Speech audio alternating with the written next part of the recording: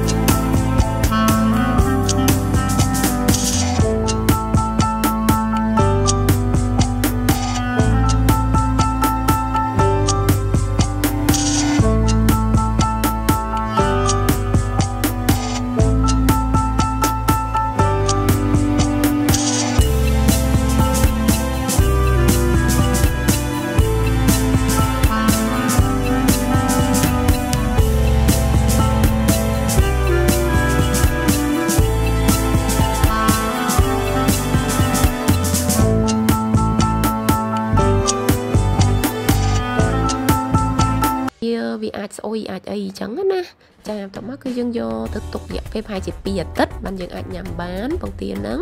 ហើយបើបងប្អូនចង់បានរាងប្រៃបងប្អូនអាចទុកឲ្យបានយូរជាងហ្នឹងអីអញ្ចឹងណាហើយបើបងប្អូនយល់ថាប្រៃគ្រប់គ្រាន់ណាបងប្អូនអាចស្រង់ឲ្យស្អាតមកលាងទឹកដាក់ទូទឹកកកទៅយើងអាចទុកបានរយៈពេលយូរ